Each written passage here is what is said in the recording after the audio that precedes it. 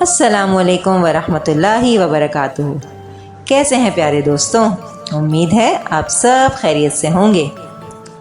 دوستوں، جو آج میں آپ لوگوں کے لیے کہانی لائی ہوں وہ کچھ مزیدار اور کچھ سبق آموز ہے، اور امید کرتی ہوں کہ آپ لوگوں کو میری آج کی کہانی بھی بہت پسند آئے گی۔ مگر اس سے پہلے ہمیشہ کی طرح جو میرے چینل پر نئے ہیں، میرے چینل کو سبسکرائب کیجئے، ویڈیوز کو لائک کیجئے اور آگے شیئر کیجئے، اس سے میری تھوڑی سی حوصلہ افزائی ہو جاتی ہے۔ تو چلیے کہانی شروع کرتے ہیں۔ میری آج کی کہانی کا نام ہے جنات کی بستی۔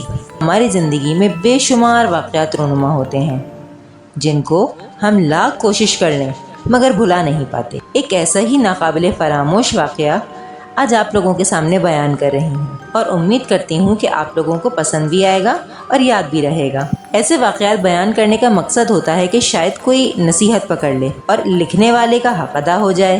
تو چلیے کہانی شروع کرتے ہیں۔ ماموں احمد 4 بھائیوں میں سے سب سے بڑے تھے۔ انہوں نے میٹرک تک تعلیم حاصل کر رکھی تھی۔ باقی بہن بھائی ان پڑھ تھے اور گاؤں کے لوگ ماموں کو چودھری کہتے تھے۔ علاقے میں ان کا کافی اثر و رسوخ تھا۔ ان کی ناظم سے بہت اچھی دوستی تھی۔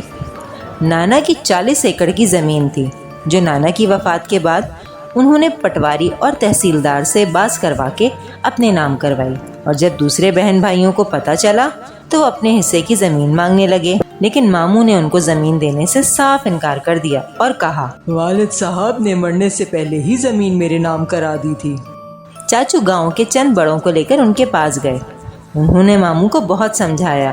یہ آپ کے سگے بہن بھائی ہیں، آپ کے والد کی زمین میں آپ سب کا برابر حصہ بنتا ہے، اپنے بہن بھائیوں کو ان کے حصے کی زمین دے دیجئے، یہ بھی خوش ہو جائیں گے اور اللہ بھی آپ سے راضی ہو جائے گا۔ مگر لاکھ کوششوں کے باوجود ماموں نے اپنی ضد نہ چھوڑی اور اپنے بہن بھائیوں کو حصہ نہ دیا۔ یہاں سے مایوس ہو کر انہوں نے عدالت کا دروازہ کھٹکھٹایا، لیکن ماموں کے اثر و رسوخ کی بنا پر ان کی وکیلوں سے بھی بہت اچھی دوستی تھی، تو وہ عدالتی جنگ بھی جیت گئے۔ اب وہ 40 ایکڑ زرعی زمین کے اکیلے مالک تھے۔ ماموں کا ایک ہی بیٹا تھا جو شہر میں تعلیم حاصل کر رہا تھا، اور ایک انہوں نے منشی رکھا ہوا تھا جو ہونے والی آمدنی کا حساب کتاب کرتا تھا۔ زمینوں سے اچھی خاصی آمدنی ہو رہی تھی۔ 40 ایکڑ زمین میں 2 ایکڑ زمین غیر آباد تھی۔ یہاں ایک پرانی قبر تھی۔ لوگوں کا خیال تھا کہ اس قبر میں اللہ کا کوئی نیک بندہ دفن ہے یا کوئی غیر مرئی مخلوق، جس وجہ سے چودھری یونس کی فصل دوسرے لوگوں سے زیادہ اوسط دیتی ہے۔ زندگی صبر اور شکر کی آزمائش ہے، اور جو اس آزمائش میں کامیاب رہتے ہیں زندگی بس انہی کا ساتھ دیتی ہے، اور جو صبر اور شکر کی اہمیت کو نظر انداز کرتے ہیں وہ اس جہاں میں بھی ناکام رہتے ہیں اور آخرت میں بھی۔ لالچ عقل کو اپنا غلام بنا دیتی ہے۔ ماموں کو بھی زیادہ سے زیادہ کی لالچ رہتی تھی۔ ماموں نے کئی بار سوچا کہ اس غیر آباد زمین کو بھی آباد کیا جائے تاکہ اسے کاشت کے قابل بنایا جا سکے، اور اس طرح آمدنی میں بھی اضافہ ہوگا۔ ایک دن اس نے اپنے منشی لیاقت کو اپنے ارادے سے آگاہ کیا۔ منشی نے کہا، ٹھیک ہے چودھری صاحب، ہم صبح کام شروع کر دیں گے، 8-10 دن میں یہ زمین ہموار ہو جائے گی۔ دوسرے دن جب قبر والی زمین کو ہموار کرنے کا کام شروع ہونے لگا تو گاؤں کے بزرگ ماموں کے پاس آئے اور انہوں نے کہا، اس زمین کو ہموار نہ کریں، یہاں کوئی اللہ کا نیک بندہ دفن ہے یا کوئی غیر مرئی مخلوق رہتی ہے، ان کو تنگ نہ کریں۔ اللہ نے آپ کو بہت کچھ دیا ہے، آپ نے اگر ان کو بے گھر کیا تو یہ آپ کے لیے نقصان دہ ہوگا۔ انہوں نے بڑوں کا کہنا مان کر کام روک دیا۔ رات کو ایک نادیدہ قوت ماموں کے پاس آئی جسے دیکھ کر وہ ڈر گئے۔ آپ کون ہیں اور کیا چاہتے ہیں؟ میں کوئی بھی ہوں، آپ کو اس سے کیا غرض؟ آپ کو یہ بتانے آیا ہوں کہ آپ کی غیر آباد اور بنجر زمین ہمارا مسکن ہے۔ آپ نے جو اسے ہموار کرنے کا منصوبہ بنایا ہے اسے اپنے ذہن سے نکال دیں۔ اگر آپ نے ایسا نہ کیا تو آپ کا بہت نقصان ہوگا، آپ کی زمینوں کی آمدنی بھی ختم ہو سکتی ہے۔ یہ کہہ کر وہ کمرے سے نکلا اور فضا میں تحلیل ہو گیا۔ ماموں بہت ڈر گئے۔ صبح ہوتے ہی ماموں نے منشی کو اپنے پاس بلایا اور رات والا واقعہ سنایا اور قبر والی زمین کو ہموار کرنے سے منع کر دیا۔ وقت گزرتا رہا۔ ایک دن ماموں کو فالج کا اٹیک ہوا۔ وہ بستر کے ہو کر رہ گئے۔ زمینوں کی دیکھ بھال اب ان کے بس کا کام نہیں تھا، لہٰذا ان کا بیٹا حارث تعلیم ادھوری چھوڑ کر واپس گاؤں آ گیا۔ اب وہ زمینوں کی نگرانی کرتا تھا۔ اپنے باپ کی طرح حارث نے بھی غیر آباد زمین کو ہموار کر کے اسے قابل کاشت بنانے کا ارادہ کر لیا۔ اس سلسلے میں جب اس نے منشی سے بات کی تو اس نے کہا، پہلے بڑے چودھری سے بات کر لیں، انہوں نے یہ زمین آباد کرنے سے منع کیا ہے۔ حارث نے اپنے والد صاحب سے بات تو ماموں نے بتایا یہاں غیر مرئی مخلوق رہتی ہے۔ اور اپنے ساتھ پیش آنے والا واقعہ بھی بیان کیا۔ یہ جن بھوت والی باتیں سب جھوٹی ہوتی ہیں، ان کا حقیقت سے کوئی تعلق نہیں ہوتا۔ ہمیں تو اپنی زمین آباد کرنی ہے، کسی کی زمین پر قبضہ تو نہیں کر رہے جو ہمارا نقصان ہوگا۔ اگر یہاں نادیدہ قوتیں یا جن بھوت وغیرہ رہتے ہیں تو وہ کہیں دوسری جگہ جا کر آباد ہو جائیں گے۔ حارث کی باتیں سن کر ماموں پریشان ہو گئے۔ انہوں نے اپنے بیٹے کو بہت سمجھایا مگر وہ نہ سمجھا، اور منشی نے بھی اس کا حوصلہ بڑھایا۔ اور پھر جیسے ہی ٹریکٹروں نے کام شروع کیا، مغرب کی طرف سے کالی گھٹا اٹھی اور دیکھتے ہی دیکھتے اس نے پورے گاؤں کو اپنی لپیٹ میں لے لیا۔ ہر طرف گرد و غبار اور اندھیرا چھانے لگا۔ اس طوفان سے صرف اور صرف ایک مسجد محفوظ تھی۔ پھر قبر والی جگہ زوردار دھماکہ ہوا اور کام کرنے والے ٹریکٹر قلع بازیاں کھاتے خشک پتوں کی طرح دور دور جا کر گرے، اور یہی حال ڈرائیوروں اور کام کرنے والے مزدوروں کا تھا۔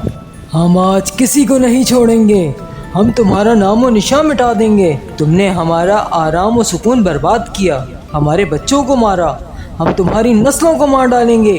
یہ آوازیں اس قدر خوفناک اور کرخت تھیں کہ ہر ذی روح کو خوف آنے لگا، اور ہر طرف آہ و بکا اور قیامت صغریٰ برپا تھی۔ ایک نادیدہ قوت حارث کو اٹھا کر چھت تک لے گئی اور پھر ایک دم ہی چھوڑ دیا، اور وہ زور سے آ کر فرش پہ کمر کے بل گرا، اور اس کو کافی چوٹیں بھی آئیں۔ بھلا ہو اس مؤذن کا جس نے اللہ اکبر کہہ کر ظہر کی اذان شروع کی۔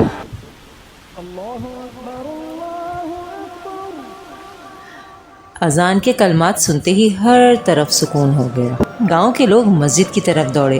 مسجد کا صحن زیادہ وسیع نہیں تھا، گاؤں کے سارے لوگ اس میں نہیں سما سکتے تھے۔ لوگ امام مسجد سے دعا کی اپیل کرنے لگے اور امام مسجد نے دعا کرائی۔ اے مخلوق خدا، غریب لوگوں کا تو کوئی قصور نہیں، یہ چودھری کے ہاں مزدوری کر کے اپنا اور اپنے بچوں کا پیٹ پالتے ہیں۔ آج بھی یہ لوگ وہاں مزدوری کرنے گئے تھے۔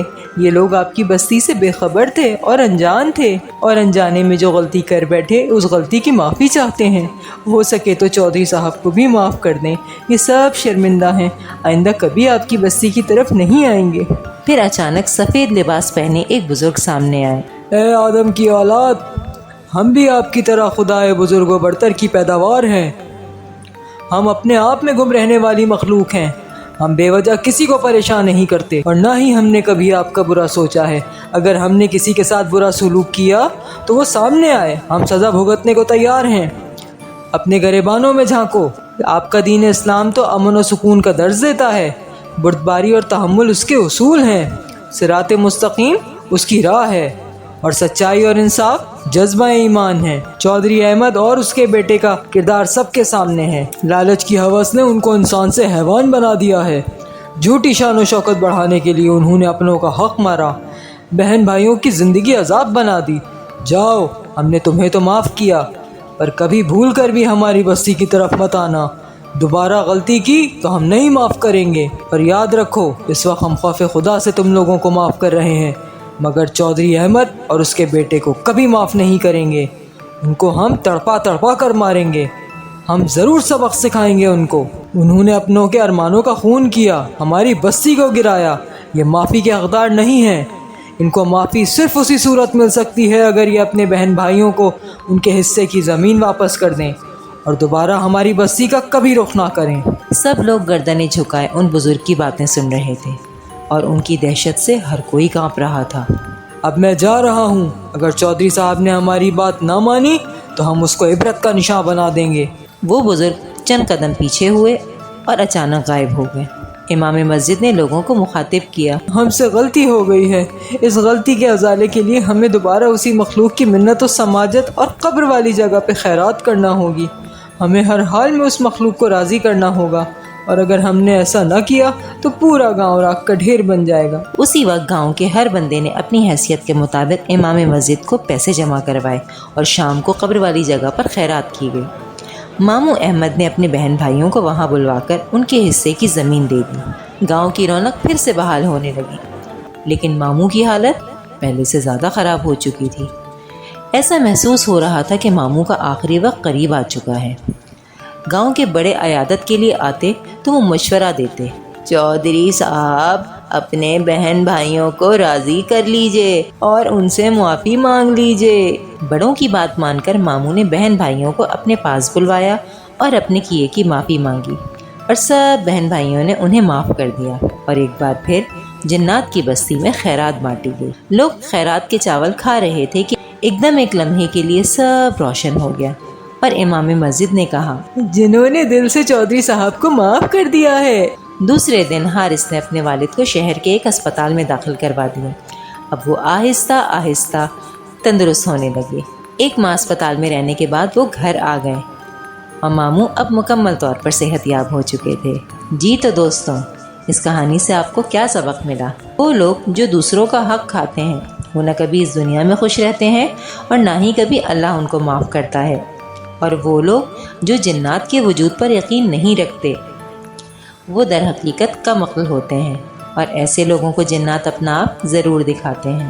تو ہمیں ہمیشہ کوشش کرنی چاہیے کہ ہم کسی کی بھی حق تلفی نہ کریں، ہم کسی کا پیسہ نہ کھائیں یا ہم کسی کا بھی حق نہ کھائیں، اور اپنے بہن بھائیوں کا تو بہت زیادہ خیال رکھیں۔ تو دوستوں، امید کرتی ہوں آپ کو میری آج کی کہانی پسند آئی ہوگی۔ کمنٹس باکس میں ضرور بتائیے گا۔ اپنا بہت سارا خیال رکھیے گا۔ انشاءاللہ بہت جلد ایک اور کہانی کے ساتھ آپ کے سامنے دوبارہ آؤں گی۔ اللہ نگہبان۔